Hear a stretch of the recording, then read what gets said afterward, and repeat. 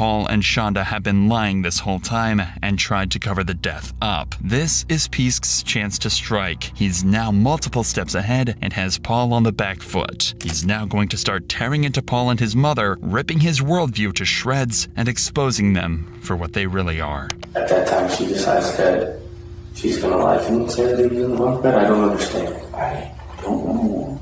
She doesn't want to seem like she's bad. That we weren't neglecting him. Well, what you're saying, I mean, if you talk, right, there's all these things where like, she didn't want to seem like this. She didn't want to seem like this. She didn't want to seem like this. Did you know that it all seems like that, right? Yes. How do you feel about lying during this? How does that make you feel?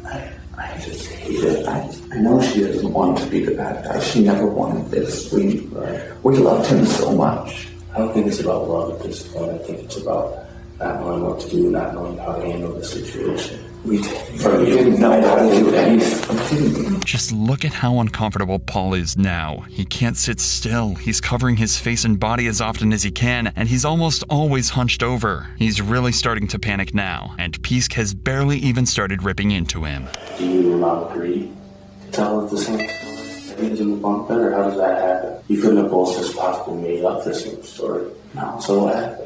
She told you, right? She told you what to say? Does it look bad for you guys? It's not just that. We loved him. Can I ask you this, like, straight up? You keep saying love, love. Do you feel like this was love? That he's dead because he couldn't eat food? Does that feel like love to you? No. He's dead because he couldn't eat. And I don't know anybody that thinks that's love. What I think's happening is your mom's convinced you that she's this perfect person, and she's asking you to do all these things that are literally killing your brother. I know she's not perfect. How is love ice baths? How is love handcuffing? And how is love restricting movement? And how is love hot sauce in the mouth and only eating bread? What if you only got to eat bread? How would you feel? What if you only got to eat bread with hot sauce? Would you eat? No, she's not perfect, but she's not a bad person. Do you know of any good people who a child to death? Tell me one that you know. That's a child who has a lot of problems, right? That's not a child that's taking care of themselves. How is that a loving person? How is that a loving mother? You know what that sounds like to me? And honestly, the worst mother I've ever met in my entire life. That's what it sounds like to me. Well, maybe he's taking food because he wants to live. Have you ever thought about that? Yes. Maybe he's stealing food so that he can survive. Paul has fully collapsed in on himself at this point. His worldview is starting to break into pieces. The person he looked up to, respected, and loved is now being painted as a monster that's going to prison for the rest of her life. The worst part, he hasn't even realized that he might be facing the exact same consequences. She puts you right in the middle of this where it looks like some of the stuff's your idea. And it actually looks like in some of these things, that you kind of enjoy it. That you kind of enjoy punishing him for doing wrong things. Do you feel like you kind of enjoyed punishing him for that? No. Maybe not that he was in pain, but that you were in charge and you got to tell him, you can't do that. Go do this. This is your punishment. Did you like some of that? No. How come you guys are laughing and joking about it sometimes? With smiley faces. There's no way that you can look at yourself and think, that's okay. Why couldn't it be a piece of chicken that's cooked? Why couldn't you eat that? Why does it have to be bread with hot sauce? I think that way more of it has to do with your mom than you. This is actually the defense that Paul would use in court, and the trial would turn out to be even more interesting than the interrogation. He will try to claim that he wasn't the one in control at all. He was just following his mother's orders, doing what she was telling him. But unfortunately for him, there were messages like these, along with much more evidence yet to be discovered, that made it hard to believe that this was the truth. I don't want to live a life where I regret the fact that I hid somehow, something. I've told you everything I know. How do you feel about living a life where you hid that your brother wasn't eating from society, that you hid that your brother was dying? How do you feel about that? I hate myself, okay? Ice baths, she gave him ice bath on the day that he died, right? Leading up to it. And she wanted him to sleep in the tub, that's what I read. Did that happen? Did he sleep in the tub? No. He didn't. No. He didn't.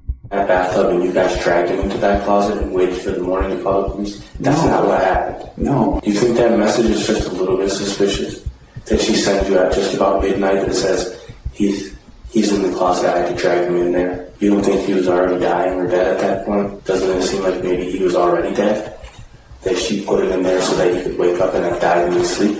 Because she can't call the police when he's in an ice bath and he freezes and he dies. Whether this was true or not will remain a mystery for a while, but whatever the case, there was certainly a large attempted cover-up by both Shonda and Paul to try and make it seem like this was somehow, someway, natural causes. Timothy was treated like dirt until the very end, and Detective Pisk has had enough. I can't even live with myself. But how do you feel about over and over and over again defending your mother about how good she is? Do you feel like that's the truth anymore? Because I'm quite disgusted by her. I'm disgusted by her. She never wanted this. Then how smart is your mother? She's incredibly intelligent. You had her cum laude, right? Have you ever thought, how come a woman that's this smart, this intelligent, graduate from law school, how could she not know what's happening?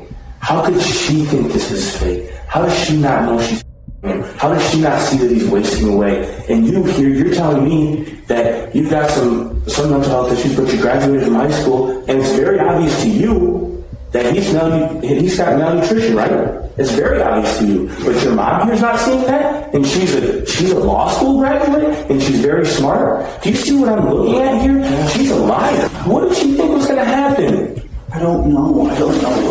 Exactly what happened is what she thought was going to happen. She never wanted him dead. She loved him. That's love to you? Everything that we talked about is love? You're joking, right? Even through the shouts of an enraged Detective Pisk, Paul still defends his mother to the very end, trying to come up with excuses for her and even take the blame. But that would all come to an end on trial. In the meantime, though, just 5 days after his interrogation, Paul decided to go live on Facebook to update his friends and family on everything that had happened. Given what we know now, the surviving video is probably one of the most eerie pieces of footage we've ever shown on this channel. Is it going? Hey everybody, just figured I'd send a quick check. We're doing good right now. I just dozed off on the couch unintentionally. For those of you who aren't aware, my little brother has passed away, and it's a lot to deal with, but we're fine. But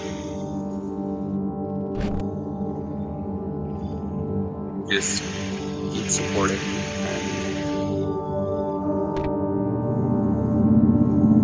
I guess I don't quite have much I can say right now.